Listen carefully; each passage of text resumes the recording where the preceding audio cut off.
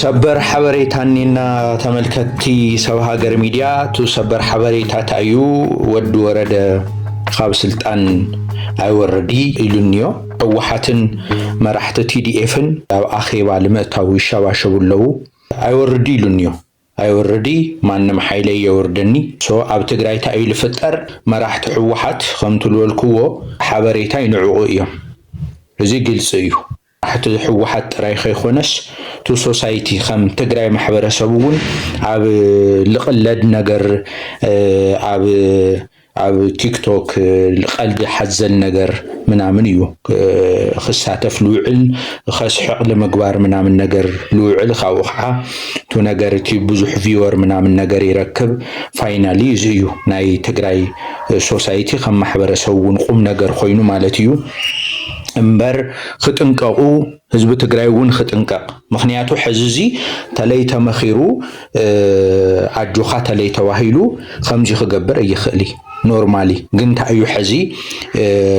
ቅድመ መረፃ ከምዚ ዓይነት ነገራት ፈጢርካ ንህዝብ ትግራይ አወጥረእቲኻ ለሕወሓት ዓርሶም ለዓርሶም ባዕልቶም ለባዕልቶም ከተኻኸሱ ክንድዚ ለአክል ማለት እዩ መንግስት ፌደራል ውን ተሳሒተ የልወሎ ናይ ስልጣን ምንዋሕ ወድ ወረደ ግን ካብ ስልጣነይ ነቅለብለን ማንም ሰብየለይ ኢሉኒዮ ወይ ለትግራይ መውቃዕዩ ተመረጻስ ከዓል ሐልፍ ወይ ከዓ ትግራይ ጭጨቢልካ ኣብ ትግራይ ምንም ዓይነት ተቃውሞ ከይህሉ በመግባር ናይ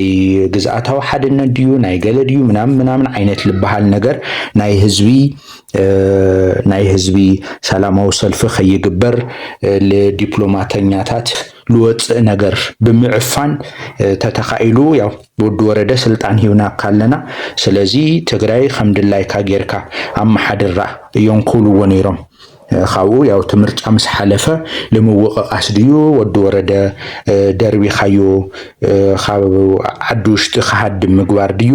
አዲስ አበባ ምጽኻ ምእሳር ድዩ እዚ ሰፖርት ተገይሩዎም ናይ ኦህዴድ ብልጽግና ሰባት ሕዚ ተረዲኡዎም ሽዑ ወይ ክርድኡዎም ወይ ተለይ ኮይኑ ኸዓ ህዝብ ትግራይ ክኹር እዩ ክሓርቕ እዩ ኻው ታዮም ክገብሩ ህዝብ ስለለይ ፎቶ ይካሎ ስለለይ ፎቶ ካሰለለይ ደገፈካ ንዓይሎም አዲስ አበባ ውን ዋላ ከአስሩ ወይ ኹሉ እዮም ለይምሰል ማለት እዩ ሶ ታልተቀናወረት ለወረት ተፈራህ ለወረት ጉዳይ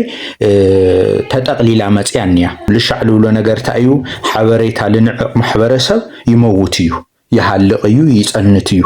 አውዚ ለኾነ ነገር አቀናቢሮም ኸይዶም ያው ተስዋይ ፍከረሉ ይኸምትልወልኩም ምስናይ እስራኤል መንግስቲ ብዙሕ ነገራት ላተነጋገረ ከም ለኾነ ባዕሉውን አናውንስ ይገብረሉ እዩ ናይ ውጭ ሚዲያታት ውን ይናገሩሉ እዮም ምምርጫ ወይ ተቅሊል ካላው ኺናት ምእታውዩ ተለይ ኮይኑ ኸዓ ቀይሕ ባሕር ድዩ ካልእ ድዩ ናይ ትግራይ ጉዳይ ድዩ ምናምን ነገር ጸጥ ኢልካ ጸጥ ቢልካ ስራሕ ገዛዕዩ ካትሰርሕ ፋይናሊ ካብኡ ለዳሕር መንግስትነት ሕጋው መንግስት ኢልካ በዲስ አበባ ስዒሩ ተስልጣን ላው ኢዱ መስአቶ ኸዓ ለቀጻሊ ዓመታት ኸዓ ከምታለልዋ ህዝብ ትግራይ ከምዝላ ተነቆተ لا تساقية لا قملة لا رسحة لا تأمية لا دخية لا تبتنة بحر لا موت من أسي خم لخقصل خم الدورة دعينت سوات متحز اختقبرنيكا عب تجري خم جعينت سوات فتيركا جروبات نيو أما على خفيلهم دلهم لا قبلوا لعلو مسترات لوجعوا نايوت تدروا استراتيجي من خيقري حبريت هالهو سوات النيو سو بزي جيركا حزب تجري خفت للو خينا عنق خفت للو خيوت مالتيو لتو محبرسبون خندزي لأكل نعقت نورمالي لميدو حزب تجري كم راح تحوحات تلميدو ድሕሪ ጠቅላይ ሚኒስተር መለስ ዜናዊ ሞት ከምዚ ዓይነት ነገራት ተለሚዶም እዮም ግን ኸይዱ ሕዝቡን ስልጣኔ ይህቢ ስልጣኔ ይረክቢ ማንም ይሃብኒ ለማንም ውን ይህቢ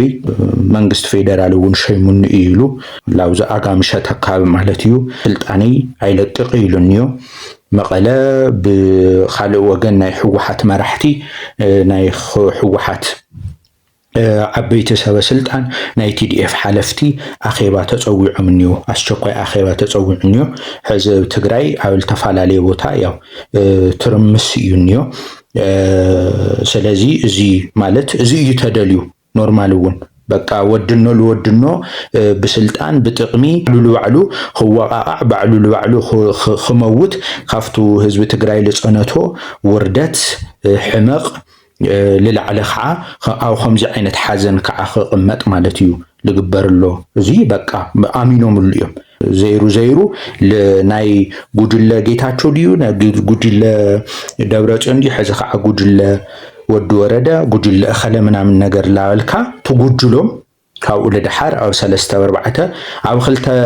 ምግባር ለሚድዎ እዩ ፕራክቲስ ጌርካ ቱ ኬሚካል ክብላዕላዕ ከሎ ተዕብዮ ማለት እዩ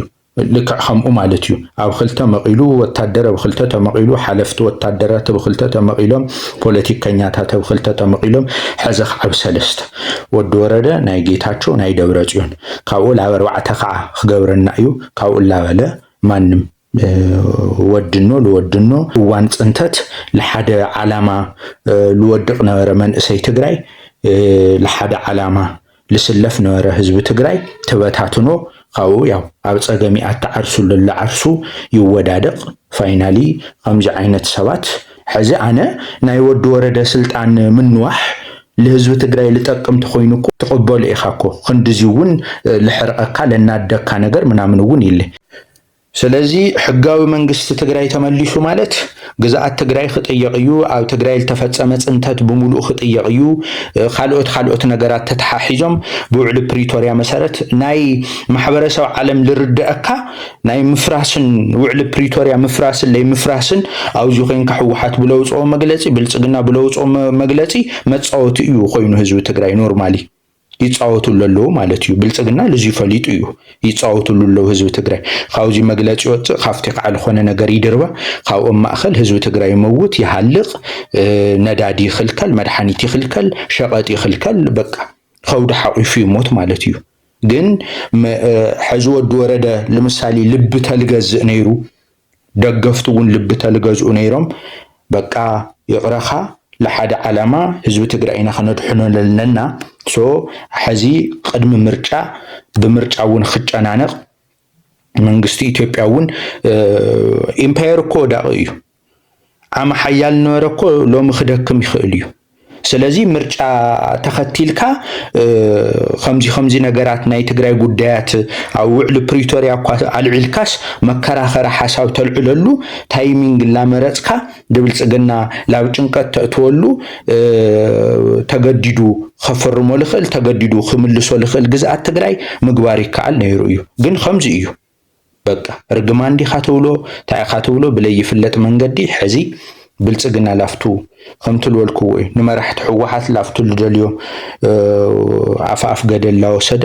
ካብኡ ኣብኡ ኮይኖም ይጸድፉ ማለት እዩ ፅንተት ልተረፈ ህዝቢ ኣፍቱ ፅንተት እውን ልተሳተፉ ሰባት ክንድዚ ይለኣክል ልስልጣን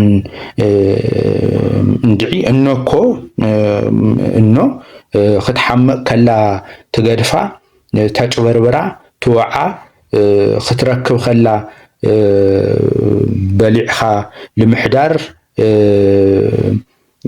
ተኣትወላ ይኾነት ትግራይ ሙሉእ ልሙሉእ እያ ተኻሒዳ ብመራሕታ እዚ ኣፈይ ሙሊኤ እየ ልናገረሉ ህዝቢ ትግራይ ብመራሕቱ ተኻሒዱ እዩ ብደቃ ንበሎ ተኻሒዳ እያ ስለዚ እዚ ይመስል